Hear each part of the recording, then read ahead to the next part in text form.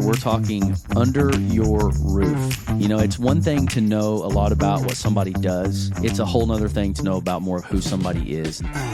We got Brett Stewart here with us, and, you know, we're just going to have a conversation. But like we talked, the idea is like this is under your roof, and what we mean by that is you're most of who you are inside your home. You know, if you were to cut Zach in half, I would like to think I am absolutely who I am everywhere that I go. Mm-hmm. But to really get to know me, like come sit in the house, let's sit at the kitchen table, and or if I want to get to know my kids, you know, I'm gonna go in their bedroom and spend some quality time there, like in you narrow down your safe zone. And so like.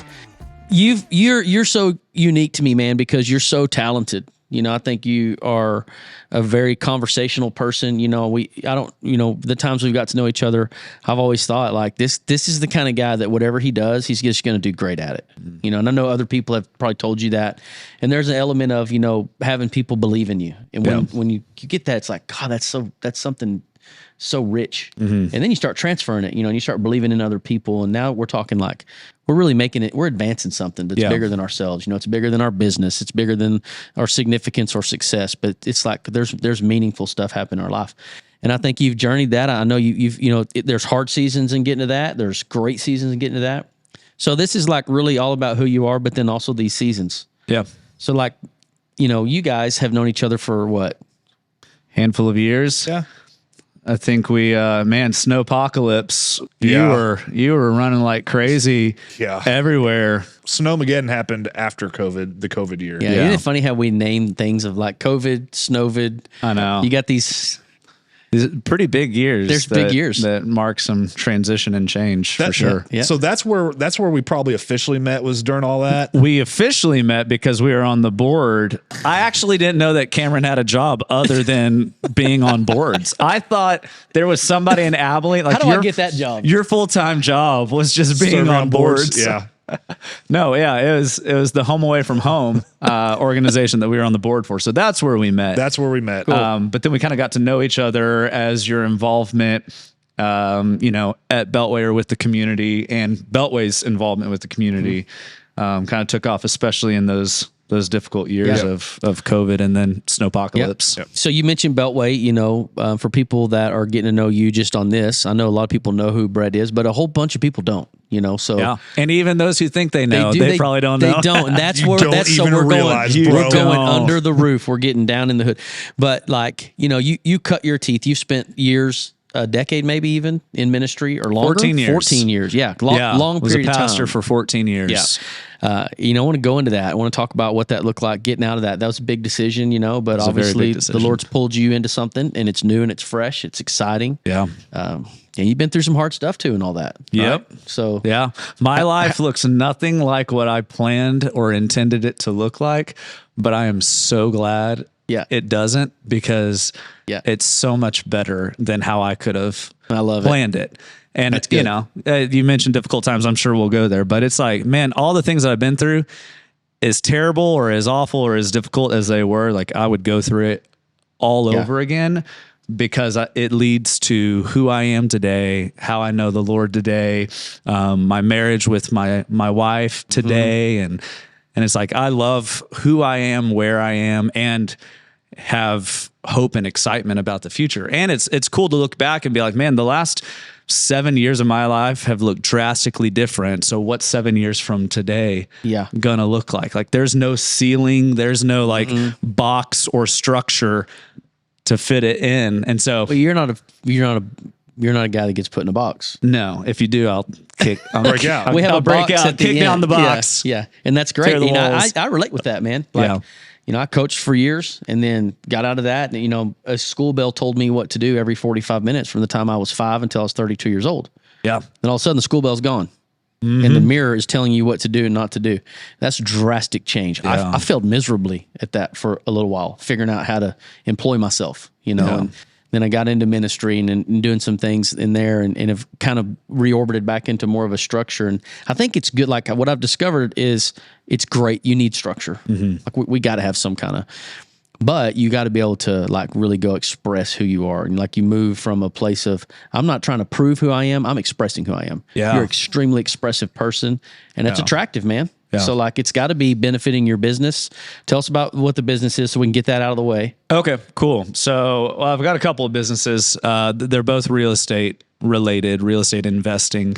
But the one that is kind of the most public is a company called Joe Homebuyer. And so me and I've got a couple of partners. We're real estate investors that, our motto, our mission is to improve lives through creative real estate solutions. So we find sellers that are in need of selling their home, whether that's, whether a death has occurred or, disease has hit and now they've got medical bills or, disaster or disastrous situations on their homes, basically just stressful, difficult situations where people need not only a solution, but they need hope and resources moving forward. Mm-hmm. Like that's our specialty of where we come in, create the solution and purchase the home and help them go into, identify and go into a season of hope from where they are. We buy and renovate and sell and flip houses. And then I also have some rental houses, Airbnbs, and other stuff like that. Those are in Abilene, the Airbnbs, or you got some outside Abilene? No, I've got 4 Airbnbs in Abilene, and then all of my rentals except one are in Abilene. The other is in Fort Worth. Sweet. So, all those are just risk after risk, Oh yeah. Isn't it fun? Even when I'm like, I told my wife a couple months ago, I was like, okay, I'm going to slow it down. Like it's good, whatever. Then within the last month, I went under contract for 4 more rentals and I was like, okay, now I really need to slow down. It's fun. The risk, I love it. Well, you mentioned, transition, or you're actually talking in years of 7s, and, Cameron's in a big transition. He's coming out of a 20-year career military. Yeah. His only job, we've said this on here before, it's fun to say again, though, his only paying job as a civilian was like buckling people in at the Judge Roy Scream. Six Flags over Texas, man. So like he's now like, Judge Roy Scream. Yeah. And so now he's in this real world and, doing some things. Talk about a little bit about that, your transition. Well, I kind of wrote, I wrote a paper about this last night. As a matter of fact, it's just he's getting his master's degree. I'm getting my master's degree right now. This guy, man. But it reflecting on kind of the last 20 years of my life and really everything that's transpired in the last 8 months, in not just my life but our family's life and as a whole. It's been, when you're in something like the military, I mean, it's probably like this for a lot of careers that you get comfortable in, right? Like there's routine, there's structure, there's, you're getting a paycheck every 2 weeks. You got your health care taken care of. Like you got free school if you want it. Like there's a lot that we get from the government for you to just shut up and color and do what you're told whenever we tell you to do it. And that was something that I was okay with giving up to that degree in order to get all this stuff. But as you as you get a family and kids and all these other benefits that you didn't use before, you're using now, and you get even more comfortable in that way of life. And it really just got to a point for me where we were happy being in Abilene. We had dug some roots. I didn't want to move anymore because that's a big thing. I didn't want to uproot my kids or my spouse and do all the traveling stuff anymore. But fast forward to now, like no matter, I kind of laugh at myself because there's not a lot of people that will go and intentionally try to develop a network. Yeah. Right. There's so many military people that are good at what they do in their job. And then but it's funny because as good as I was with developing a network, it's still hard transitioning to something new. It's hard to write a resume that you've never had to write before. It's hard to interview when you've never had to interview before. I haven't updated a resume in a very long time. You know what I mean? You're right. Yeah. Or just like, what do I want to do? I still don't know. Like I get asked all the time, what are you going to do with your master's degree? I don't know yet. Yeah. I'll figure that out later. Yeah. So I've used the phrase building this plane as I fly it. And there's a lot of truth to that. And so that with kids going to college and anyways, it's just, a lot. It's a lot, man. And I really don't know what God has in store for me. But that's the best, I think.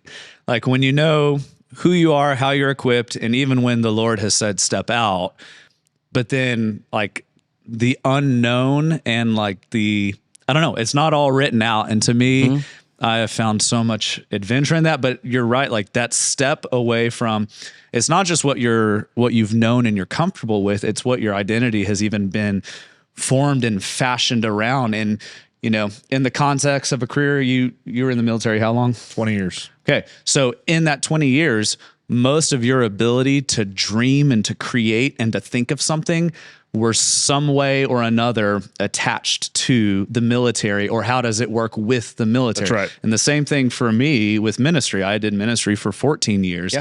And so to step away is a complete, like, detaching. Like, even if you're a strong, healthy individual, you still can't help that some of your identity is attached to it, or at least your ability to think and dream or plan is attached to it. So yep. It's a huge step. It is. Yeah. It is a huge step. I mean, and there was opportunity for me to promote and keep going in the military. And I think that was probably the first decision, was to leave that. And then I won't even go down why I decided to go into an MBA program, which was stupid, but here we are. Easy. Your words are powerful. It's not stupid. It's the smartest thing I've It was ever just done. for me. Because it took me 20 years to get a bachelor's degree, literally 20 years to get a bachelor's degree. It's going to take you 100 and then to a get month master's later degree. decide, you know what, let's go get a master's. Yeah, and yeah. just do it. It just Hey, so here you happened are. to fall in. So you talk about, like, the thing I'm thinking about is just getting out of your comfort zone. You know, you guys have gotten out of your comfort zones, and you say these things like everything you want in life is on the other side of it. But I've experienced that too. You know, getting out of really uncomfortable. But go back into when you were comfortable. You know, stages of life. Some things. What were some things that shaped you as a young adult that really broke you, that made you start looking at in the mirror and in your own soul of like, where am I headed? What am I doing? Man, I found and encountered the Lord when I was a teenager at Beltway. And a lot of the people, the volunteers, the leaders at that time spoke into me and helped me at least identify maybe just some natural giftings of who I am. And then I think the best part is they created, I almost want to say a playground, but they created an opportunity or a playground where I could be that and do that. And so, in my teenage years, probably the majority of my skills or talents or even just personality that was developing, all were developing in the context of church and ministry, whether that was worship or teaching or, creativity in the arts, or just, becoming studious and wanting to dive deep and know more about the Lord and start studying theology. Like, I was the 14, 15-year-old kid that was excited to just jump into theological studies. People that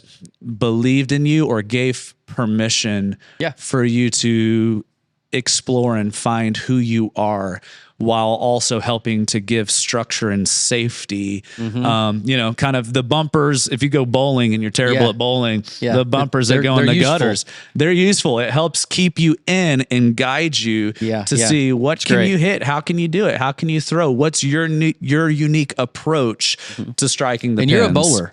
I've seen it. I mean, I can throw the ball. Did you hear his voice change? This dude can bowl, man. You had some bumpers, but man, you were able to spin it, sling it. Yeah. I'm here figuring out who I am. Yeah, for sure. And so, but at the same time, the only context I ever knew of exploring myself and learning about myself or putting my gifts and talents into use was ministry. And so, it was natural for others to affirm that in me and me also see that in myself, because it was the context in which I was practicing and growing and developing. And I was loving, who I was becoming, who I was.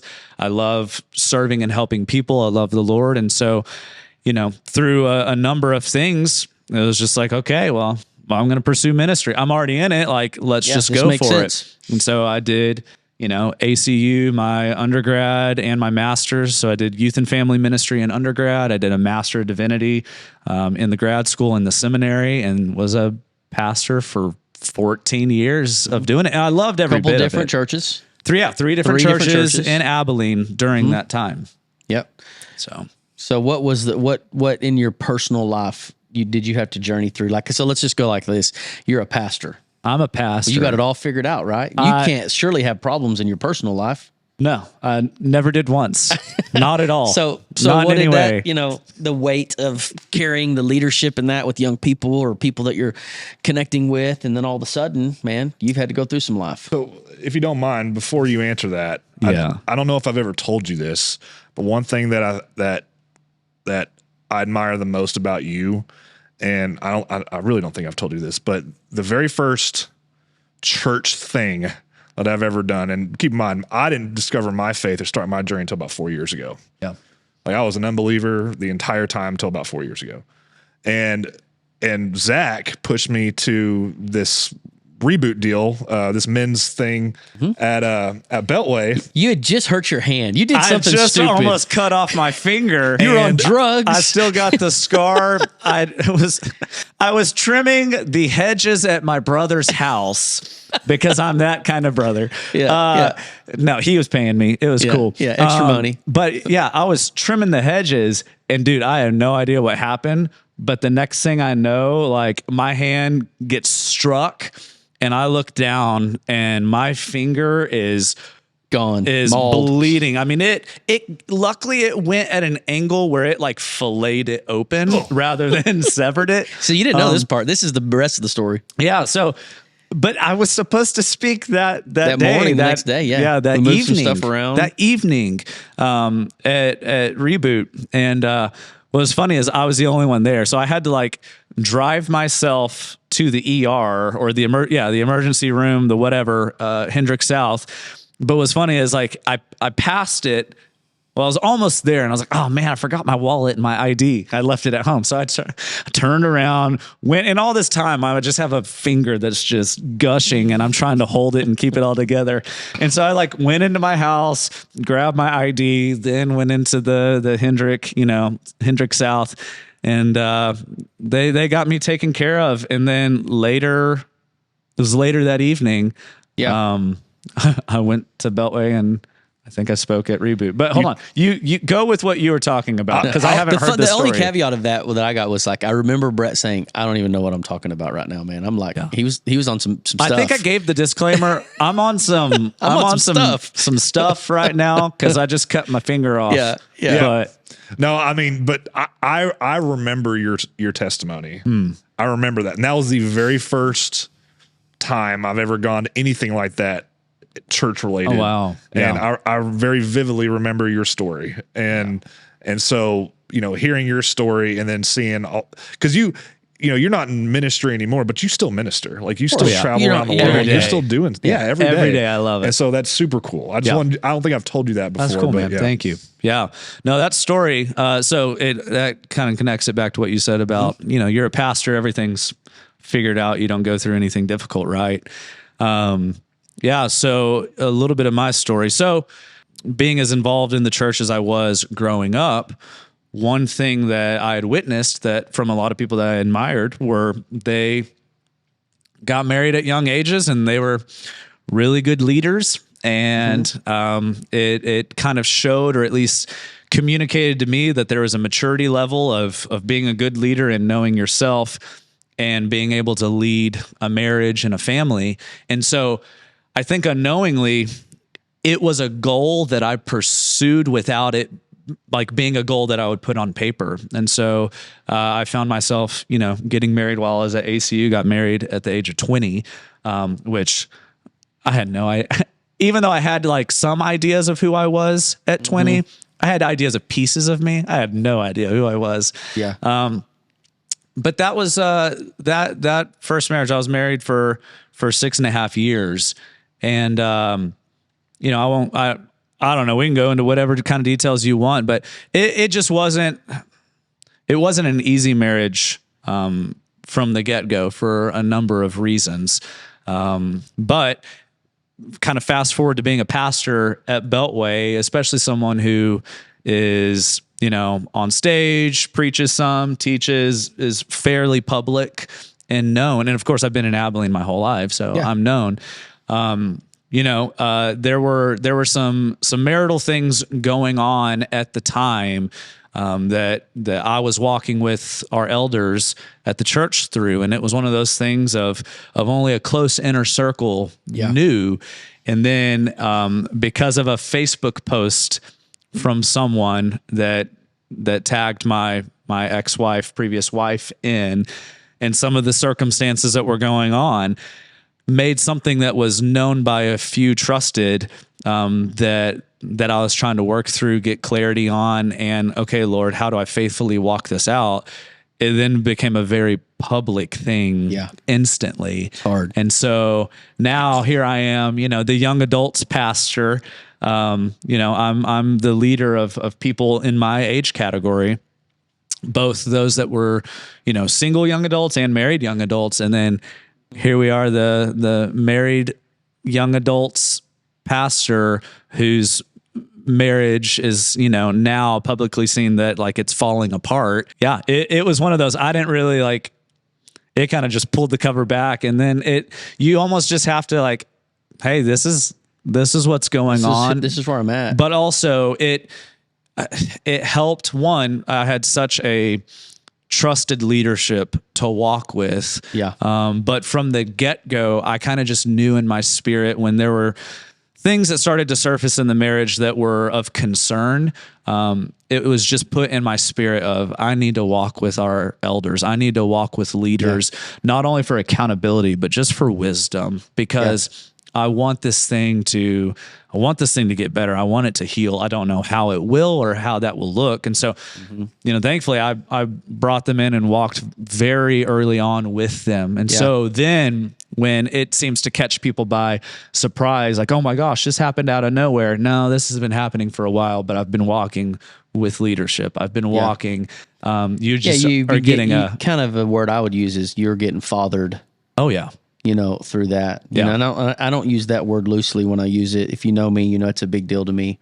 There's mentors, there's leaders, there's fathers. Yeah. And fathers, they really, they want to send you further than they could ever have been sent. They want to see the get in the hard. But I mean, you think about with your kids. I know you don't have children.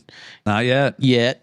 I do. And so like there's this place of the heart of the father you start discovering when you have kids. It's like, man. And anyway, these are just real rich relationships to find. And a lot of times they're for seasons. Yeah. They may not be forever. So you're in a tough season. I'm certain, and I don't even know exactly who, but there's probably 2 or 3 primary people in that season you may talk to daily. Mm-hmm. You may have talked to in months. Yeah.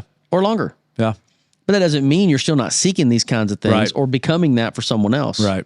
You mentioned getting to do ministry every day. Well, what are you talking about, man? You're not a pastor. How can you do ministry every day? Man, I do. I feel like what I'm saying? Yeah, I feel like I get to do more ministry now because it's infused in who I am. And when that's one thing too. So kind of trying to put some of the pieces together is going through this very difficult journey, being a pastor who led and taught people about wholeness and spiritual wholeness and healing and redemption, restoration, all these things. When you go through a marriage that has fallen apart and it led to divorce, and then what comes out of that, it was a season of, my world being shattered, everything I knew or dreamed for or prayers that had been prayed seemed like they were unanswered, but then also identifying and learning things about me that I had no idea when I was 20, but here at, 25 and 26, I was learning, and the Lord was uncovering and showing me, and then just bringing healing and restoration to those places. And so I tell a lot of people, it was like the worst season and the best season of my life at the same time. And I will embrace that like weird ambiguity of it, because never would I like wish someone to have to walk through the kind of pain that creates, yet just the closeness and the intimacy with God and what he was doing in me was amazing. And so through that, a large work was done in me through that season, and that produced a lot of, who I am today. And I still did ministry for a number of years after that. It was another Had to been another 7 years. So like at the your at halfway halftime point. mark. Yeah. And so then I like to tell people that the work that God has done in you is also going to be the work that God does through you. Yeah. Work that Jesus is faithful to do. Don't be surprised when that kind of becomes an anointing of you and it starts to flow through you in all that you do. And so for 7 more years, that flowed through me as a pastor. But now I'm doing real estate stuff. Cool. Well, it flows through me every day because it's who I am. It's been it's been, forged in me. And that is at the forefront. Before I ever show up to, someone, I don't show up to someone's house as Brett, the real estate investor. I show up as Brett. And guess what? Brett carries this because the Lord has done this. That's right. And I walk with the Lord. Man. And so it flows regardless. Yeah. And well, when you try to say it's the same thing. We've beat this drum a billion times, but somebody may be watching this and never heard some of this stuff. Yeah. But when your identity is what you do, and you try to strive to have more so that you can be somebody, you've got it totally mixed up. I mean, when you realize this deep revelation of who I already am, and because of who I am, what's in me and what I've actually inherited to be able to have, I got whatever resources I need. I can go really, I mean, you can, Brett, you can do whatever you want. Yeah. Like for real. Truly. But that's not just for you. Yeah. If we're talking believing in kingdom, like that's for everyone, And so it's such a big eye-opening moment for your life. Yeah. Well, even as someone that spent majority of his life as an unbeliever and didn't buy in, had no desire to chase Christ or any of that. There's something powerful. Like, people need to hear stories. There's something very powerful in people's individual story. And I'm not talking about the good story, but the bad ones. Yeah. Because the bad ones are those bad stories that people are willing to share because there's so much, because they've already experienced that freedom in sharing. That's how you're going to save people that may not be going to church every Sunday, that may not be, there yet, but maybe that's the spark they need. Like, hey, I am not alone in people this need journey. Hope. When you told your story, it instantly related to me, and that's why I'll never forget it. When I heard Zach's story, instantly related to me, and I'll never forget it. And it was a culmination of those things where I'm like, all right, you know what? Maybe it's time to pursue something. And it's funny, we want the results that those stories talk about without the resistance and the difficulty of the problems present in those stories. And I think, I don't know, I might go off on a rabbit hole, rabbit trail, whatever. But let's go. Like, I think there's a very undeveloped theology or view of suffering in modern day time and modern day Christianity, where we try to have all of the things of God without walking through suffering and through the dying of self, or even just the consequences of sin and imperfection in the world. And man, I've found that the best things have come from the hardest things. Yeah. And like, we know that, when you talk about growing, like, let's say exercise or lifting, like, it comes through stress and strain. It comes through tear your muscles. You're apart. tearing. But after that tearing, there is a season of rest and replenishment and being made whole. But also in that, strength is being produced, and a better physical version of yourself is being produced. So we know that when it comes to like physical strength or even abilities, there's stories of like Kobe Bryant's just diligence in practicing the basics every day, like being the first person to the gym and like doing movements without even having a ball in his hand. But that led him to being, one of the best NBA players ever. Like, people want those results without the steps and just the diligence that it takes. But yeah, so it's when we're willing to not only identify the things that are difficult in life, but be willing to go through them. I think that's where we find hope, and that's where we find healing. That's where we find something that is beyond ourself. So that's really how you discover who you are.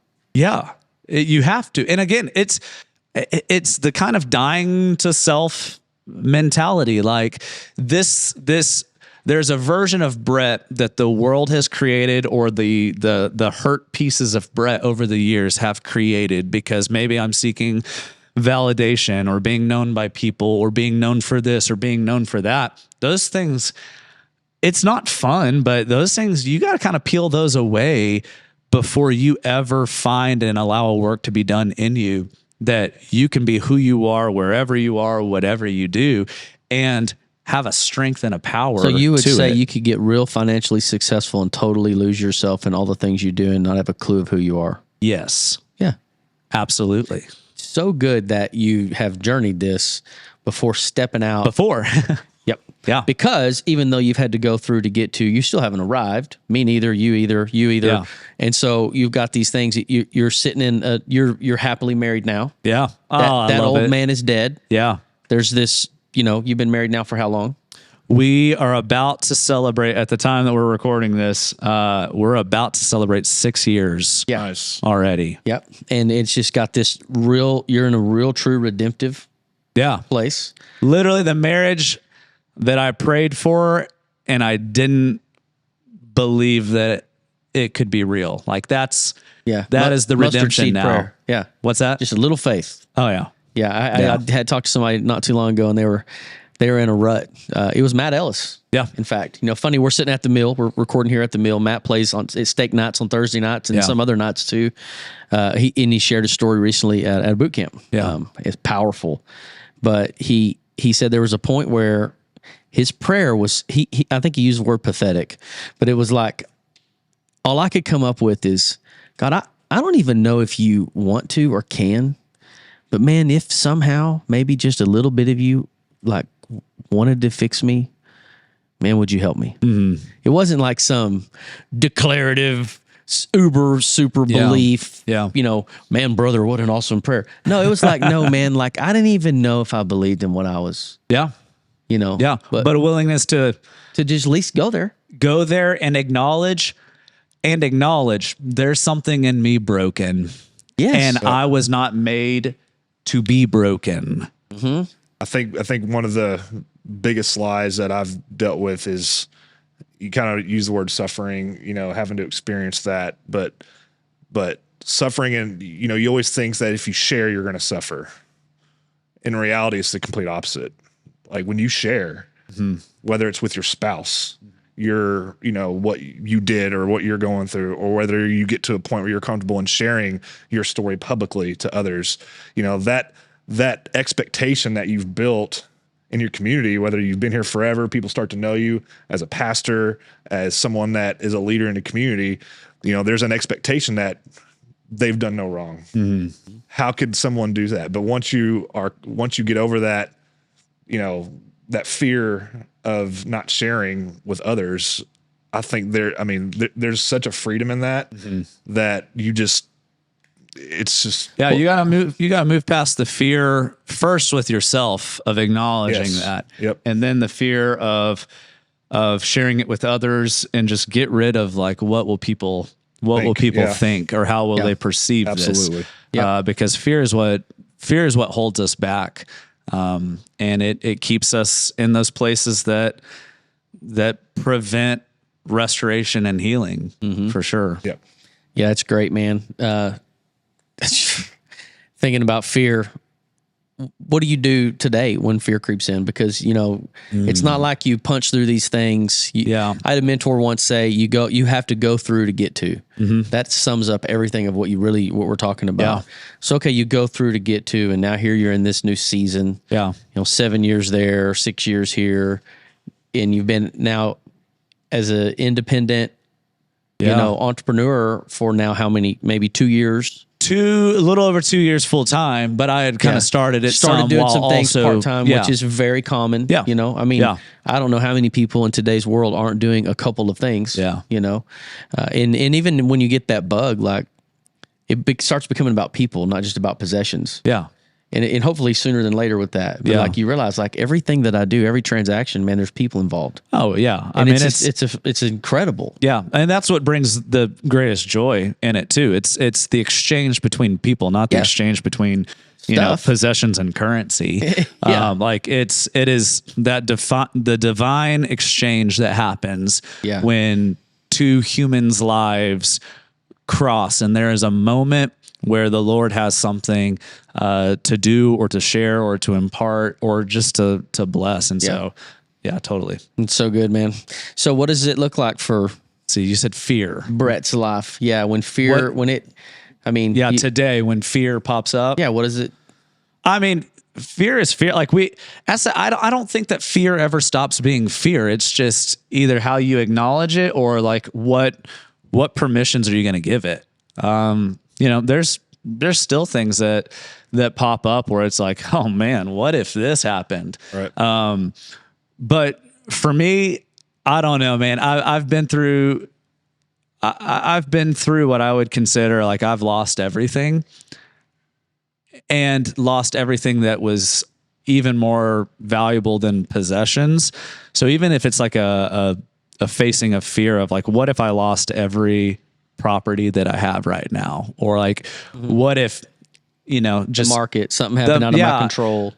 Honestly, like, man, if that happened, that'd be hard. It'd be tough. I'd seek guidance. I'd try to keep it because I believe in it. I feel like the Lord has put me in it, but also at the end of the day, man, I've lost things before and I came out better because of it. And so like, you just kind of have this peace in it and just kind of acknowledge, well, if it's going to end, like, well, that was a good ride and the Lord did a lot of faithful things through it. Man, like, I have experienced that fully. And so it's just, you acknowledge and you recognize fear for what it is, but then you answer fear with hope. You answer it with truth. And when your purpose and your identity and your fulfillment is not based upon what anything or any person can give, then that also means that any person or anything doesn't have the power to take it from you. One of the biggest things that has been forged in me through the difficulty I went through with my divorce, and the healing that came after, and something that I carried with me for those last 7 years of ministry, and even today in real estate. I'm looking at cups of water. I'm not just nervous. So I'm not nervous. What are we doing here, man? What's happening? So I have this. Cameron, can I like grab your cup of water? 1000%. Okay. So you can drink out of mine if you want. I'm good. No, it's okay. So I call it the two cups illustration or the two cups theory. This cup here that I'm holding that now I have consumed some of the water in. Let's call this the empty cup. These two cups represent how you can live, how you can do business, how you can have relationships, how you do anything. Let's call these cups, purpose. So one way of living is to be this empty cup or this not quite full cup.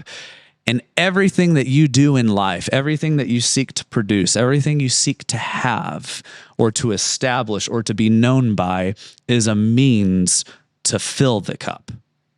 And so through recognition, through possessions, through relationships, through being known, through having titles of jobs that would convey significance and importance, those are all things that, if I had a pitcher of water, like would pour into this cup a little bit. And so many people live as an empty cup. Everything they do is a means to be filled. So on the other hand, we'll call this the full cup. The other way to live is realizing that there is a source that will fill your cup from the start. And so now how you live is living from a place of fullness, but also overflow because that source continues to pour in you. So now everything I do is an overflow of who I am rather than everything I'm doing is a means to be filled. And so just getting to that place of every day living as a full cup and being filled by a source that cannot be taken away. Because here's the thing, if there's a source that has the ability to pour itself into me and to raise my level of significance or hopes or, whatever, that source can also take it away from me, or that source can also withhold it from me. But if I'm filled by a different source and my starting place is fullness and I do everything out of fullness, there's nothing that can take it away from me. And like, okay, if this business crashes, well, that's okay. This business didn't fill my cup. Like That's if it. these, Yeah. you know, if I lost all the money that I had invested, like, man, I've lost things before that were more valuable than money, but guess what? That money did not fill my cup. And so it's an ability to carry hope and purpose in what you do, no matter where you're at, no matter what's going on, because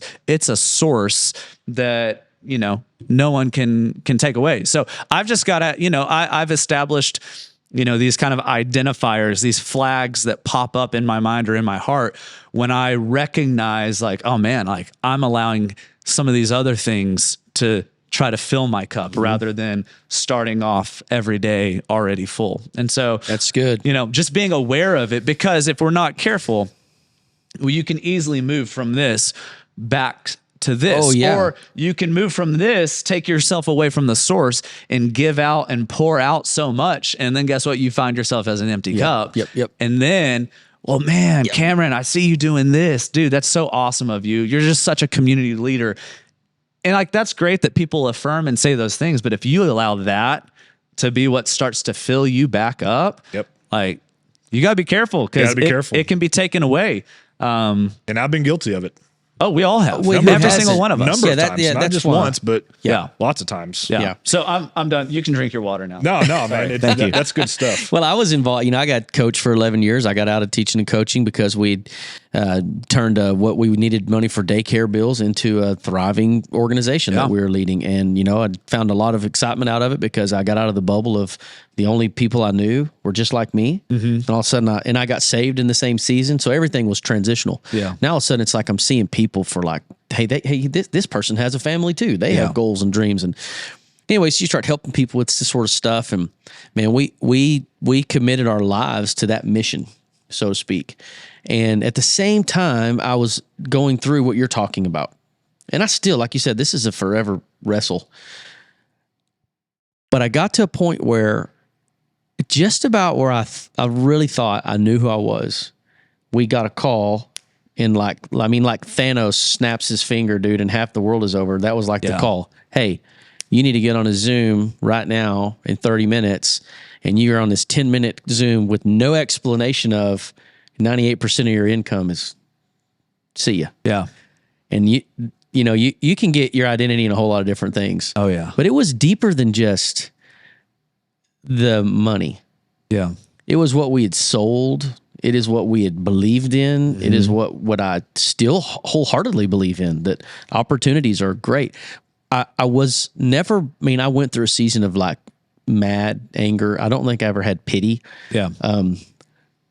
But I watched how a lot of different people I knew navigated this same thing. This affected thousands of people. Yeah. And man, I saw some people soar. I saw some people divorce.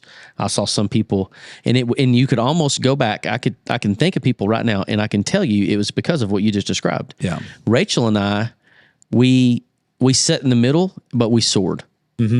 And it was because I realized like that was that one last lingering thing that needed to die in me. Yeah. To discover like who I really am and what can I really do. And what I love is like, I'm even stepping in a season right now where there's some new opportunities where because of what I've learned in that, it's like, I just thought I could help somebody then. Yeah. Man, what I know now and like what you've learned through that, talk about being able to really take somebody and help them navigate through stuff they're wanting to achieve, you know? So it's the greatest thing that ever happened to us. Yeah. Like these things are, you use like little cliche. It wasn't a setback, it's a setup and blah, blah, all that's fun. Like actually, Quinn, when this happens, we're in the middle of this and I'm just describing to him, like we sold family legacy to this. Like this is paying for college for future. Like, and I'm just throwing all my stuff and he just says, he's one of these guys like you had in your mess. And well, I'm just really happy for you. He said, I'm excited for you. And I'm like, did you hear one word that I just said? Wow. Do you lack compassion? Like, sympathy, what are you please? talking about? Yeah. And he said, dude, you're going to be able to get a chance to actually live out to see if you believe in what you tell all these people that you believe. Yeah. And I'm like, seriously, whoa, that's heavy, but what a call. Yeah. Because the world, I said this morning with our men, loaded with the men who stand for nothing. Yeah. loaded. Believe in whatever the next, whatever the next drink is or whatever the next flavorful thing. Yeah. Like, come on, man. Like, we've got to be better than that. And like, and you're up and coming. How old are you? 34. 34 years old. I'm 44. You're 38. 38. We like it or not, it is our role in this community to help the next generation. Yeah. Like, you're stepping into that place. Like, you've had to do, some of us at a very young age, like high levels of leadership at a young age. Like, that's tough. Like, there's a lot of weight, young adults, pastor, and trying to figure out, why did I even get married? Like, what have I done? And like, it's tough, man. But but you somehow have, the Lord's provided through. And anyway, my heart gets real heavy in that, man. There's so many great people in our community. Take churches out, which place people belong, all that.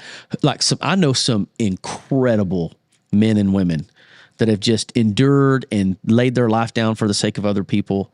And so there's this field, so to speak, that's really plowed and it's firm, but like, there's so much more to do. Yeah. And like, and if we don't, who does? Yeah. And that's not like saying, disclaimer, I am not saying, hey, here's the 3 guys that are, I'm saying, man, there's a lot of great people, but man, the temptations are no different than they've ever been. The distractions are probably higher than they've ever been. The volume of influence is radically different than it's ever been. We're navigating new things. Yeah. That's always going to be the case. But where we're navigating with this little cat here and all the frills and zills and the things that even would tempt you to begin to fill your cup the wrong way. Yeah. Dude, it's radical. I got a 17-year-old girl, 12-year-old daughter. You got one in college at Aggie Land. Dude, this stuff is all consuming of yourself. Like, we have to be on mission in this way. Yeah.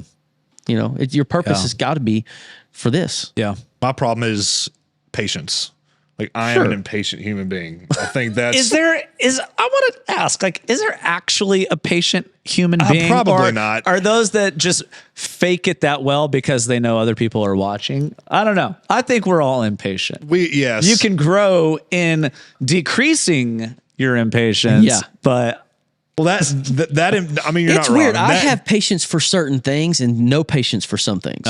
That is true. So I see it both in my life. I'm super patient with this, but like, well, maybe that's why I have maybe that's why I personally have a problem with saying no, because when I say yes, I can instantly feel like I've helped without having to wait. Mm-hmm. Whereas now I'm like, yes is not the answer to everything. You need to say no.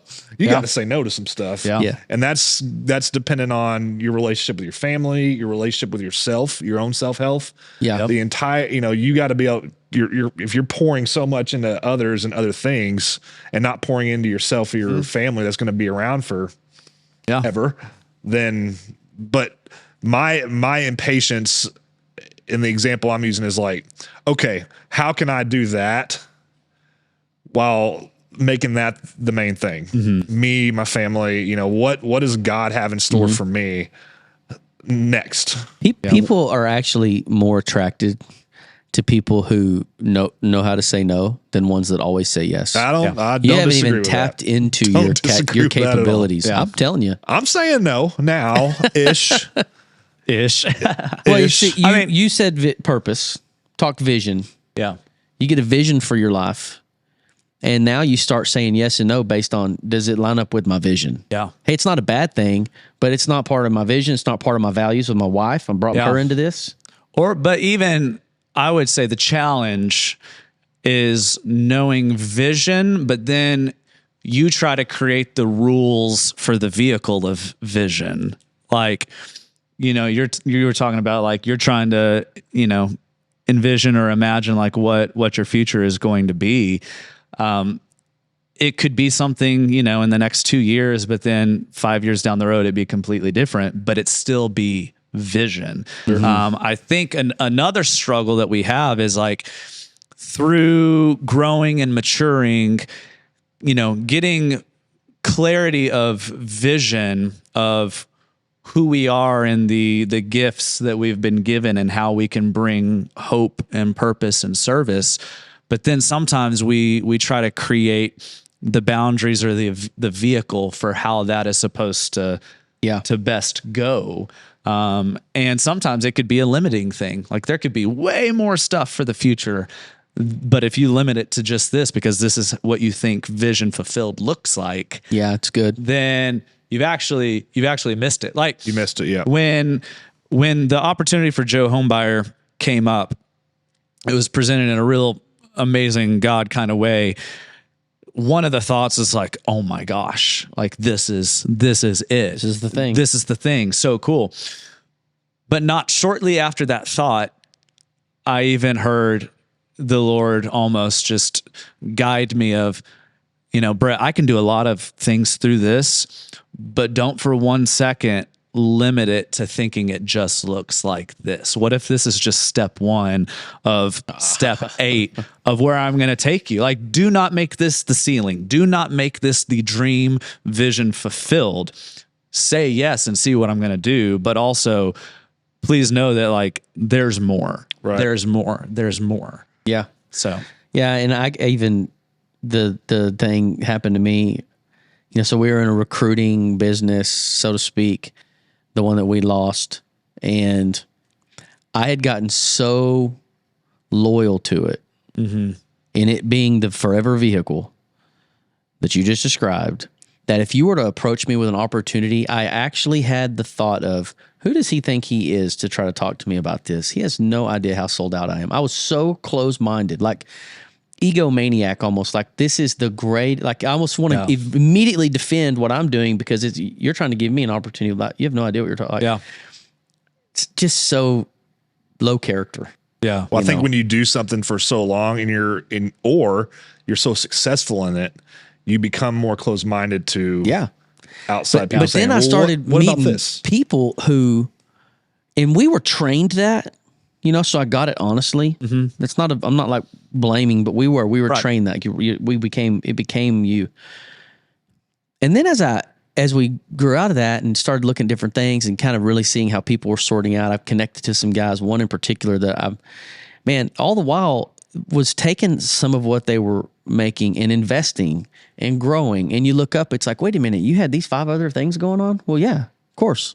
And I'm like, well, who's the freaking idiot here? And I was like, but I thought, and this was just young. I mean, you're just young and you're learning. So another big thing on my life is stewardship. And I don't know if that's because my last name is Stewart and literally it's something God put on me. Yeah. But let's, we're going to take it to the Bible, talk about the parable of the talents. Okay. There's a master. He's very wealthy and abundant, and he gives 3 servants a generous amount of talents or bags of gold. Well, one is so sold out on that bag of gold and securing it and protecting it, recognizing it as a gift that he doesn't want anything to ever threaten it. So he keeps it safe. And the other 2 take risk with it in a means to invest it, grow it, multiply it, whatever. So, conventional wisdom or the world's wisdom might say, safety and security and ensuring that you have something that's there is the most important thing. Well, in the story, when the master shows up, and they didn't know if the master was going to come back or not, or it never said the master was going to return. When the master shows up, the one who kept it safe, you would think he would be honored because he didn't even encounter anything where he could lose what was the master's. Well, this is the guy that gets reprimanded. He gets disciplined and it actually gets taken away from him. The ones who took a risk and who put those gifts into action, who put that literally gift of gold from the master into action in an attempt to grow and expand what it was, those are the ones that were celebrated. And so again, I want to tie this to kind of the idea of like trying to define the vehicle of vision. Man, if we're not careful, we protect that vehicle like the servant who protected the bag of gold. And guess what? He missed it. Yes, the gold is a gift, but also what are you going to do with it and how are you going to grow it? And that involves taking risk, but that also is what the master came back and he rewarded. I think that's been what I've been praying about now is, being retired and having these new, whether it's income or success, like my prayers have been very focused on how do you want me to use this? Like, I don't want to, retire, be disabled, get a check every month and buy whatever I want. I want to, me and Megan have always taught, hey, when we get in a better spot financially, how do we give back and how do we give to others? And I don't know how that looks yet, but that's something I've been asking for. And also don't be surprised when the Lord gives you blessing, but then also gives you freedom in it. Yeah. Like you might be asking, Lord, how should we use this? How could we do this? And he might bless your heart and your motive and then give you the freedom or the creativity of how that looks too. He might be very specific with how, but he might say, hey, Cameron, you're starting to know you the way I know you. What's in you? There's that impatience again. What is it? Do you show me the whole plan? Show me everything. Do you like Craig Groeschel? Yeah. He's, there's a campaign going on. I'm confessed. I struggle reading books, but I'm getting, I've read a bunch of them, but it's never something, I don't enjoy it. Like I gotta work to read, but I was in this one recently and he's talking about the talents, exactly what we're talking about. And he actually translated it. And I don't know if I fully agree, but there's a reason why this guy didn't go do anything with it. And he numbed it down to being lazy. And he used the opposite of faith. Like these cats that went and did some stuff, took some risks, that not knowing what's going to come. It's not even mine. Here we go. And there's a faith to that versus the one that didn't. And he took fear more to lazy. And it spoke to me though, because I'm one of these guys that has so many ideas of things to want to go do, but then you can get passive and not do anything. Yeah. And so like, what's the thing right now to go do? And so anyway, it was like, just like one of those nuggets that really I think what's cool about that story is like, it could be it. And that's one of the things. And that's why parables are actually an amazing vehicle, because they don't give you all the details. Yeah. Yet truth of Jesus, when you explore the different avenues or kind of unpackage it, you can learn so many things from it. So it could have been laziness. It could have, as I learned, like back then, they didn't have, the local bank and a savings account. You wanted to ensure that puppy was going to be there. Bury it on your property and you know where it is. Their like investment or bank vehicle often was like people traveling through and like, hey, the next time I'm in town, I'm going to pay you your return. Like that sounds foolish. Well, I went to Uganda and was in a tribe village area called Fort Portal. And I was in this meeting where these people that lived out there were actually doing a handwritten weekly bank count of all their goods. And it's exactly what you described. This is 7 years ago. Yeah. And it's literally as just third world, as you can get it. And man, I've seen that. Yeah. This is incredible stuff. And so with the story, it could be laziness. Fear caused by laziness. But it could also be foolishness that created false certainty of, well, I'm going to keep it safe because that's what's most important. Yeah.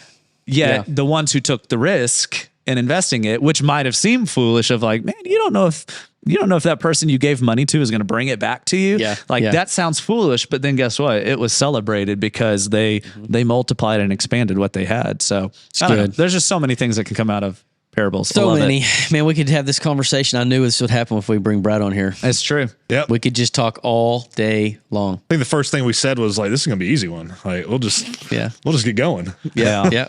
You said something, or we've brought up the word like faith and believe. I was literally, I think it was last night, my wife and I were talking, and I don't know why I brought it up, but often we have translated believe, like I believe these things, to be like, I know of these things or I have certainty of these things.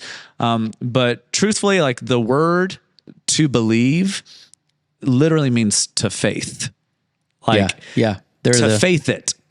Like in Greek, the word for faith is, pistis, and then the word for believe is pistuo. It is the verb form of the word for faith. And so, this idea of like, as we grow in belief or as we believe what the Lord has called us to, it's not so much this idea of having full certainty and the script and the structure for how it looks, but it's like to faith it. Yeah, man, it's faith great. Not knowing, action. But having the faith to know it's going to be okay. Yeah. Well, it's like the definition when people say, well, I'll believe it when I see it. Well, no. I'm going to believe you don't for see it. it. Yeah, until I do see it. And it's into what you're saying. Yeah. That resonates with me big time. I mean, just in the season of life that I'm in there's some real faith dependence. I was actually with some college kids last night, and one of them asked, how do you do faith? That was his question. And I said, why don't you say, why do you? But we had this conversation. Yeah. You know, and then we kind of landed on, well, how do you not? Like, there's just going to be doubt that's always going to be there. There's going to be worry that's always going to be there. There's just always going to be. I think the best thing you can do is acknowledge that it's there. Yeah, it's there. And the only way to get through is I'm going to have faith. Yeah. So, like, do you get a choice? I mean, even if you're not like, we talked a lot, we've used the Bible, we've talked like, hey, say you're watching, you don't believe in any of that. That's okay. It doesn't change the realities that there's fear out there, there's worry, there's doubt, there's temptation, brother, and you're going to have to, sister, whoever, you're going to have to figure out a way to get through it. Yeah. You can't dance around it. How do you handle that in a healthy way? Yeah. Yeah. Because there's people out there handling it in a not very healthy way. Yeah. Yeah. And you just get stuck in that rut. They act like it's not there, or they're so scared to acknowledge it, which I've been there. Literally, I remember in this season where like things were falling apart. I remember being at the time, one of my spiritual mamas was working at the church, Shelley Presley, and I remember being in her office, like sobbing, like nasty, like snot sobbing, and like shaking with nervousness and fear that if I allowed myself to acknowledge and feel everything that I knew was there, that it would win and it would tear me apart. And it was one of those things where like I was trying to keep it in so long and not acknowledge it. I was just terrified of the power that it might have. Yeah. And that's what kept it in. But then, of course, the greatest healing and strength and growth that has come from it was to actually acknowledge it and to work through it. Right. Yeah. And that's like, strip it away of, let's not even talk this about like faith, as far as spirituality and what you believe theologically. One of the best things I learned in real estate was identify like the big, hairy, scary question and find out the solution to it. Like, okay, well, what if this happens? Okay.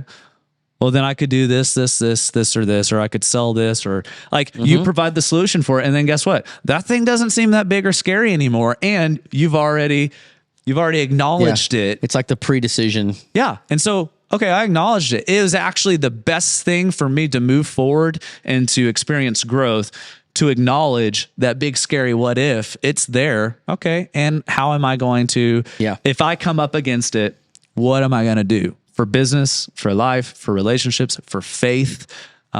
So good. I just think acknowledge it. It's there. And I just see so many people that they're trying to build things and build kingdoms and build possessions and build companies, trying to avoid like getting to those places. And guess what? Like the minute that, dude, that'll take out the legs of a tower and it'll come crashing down.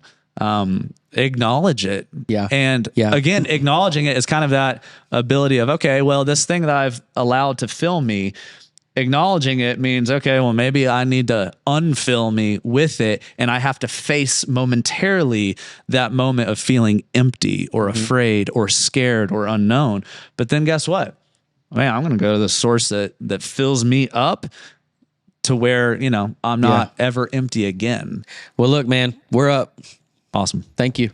Thank y'all. Yeah. Appreciate it, bro. That was good stuff. This is fun. We'll do it again. Yeah, absolutely. Man. Yeah, I was sitting here thinking like at some point we're going to have part two. We got to have part two. Absolutely, man. Yeah. Absolutely. Well, best of luck with it all, dude. I hope the home buyers thing I said that right. Joe Homebuyer. It's killing it, but you're going to keep killing it. And maybe that's the thing, fun. And maybe it's the next thing. Who knows? I love that perspective of how you unpack that. Absolutely. Awesome. Cool.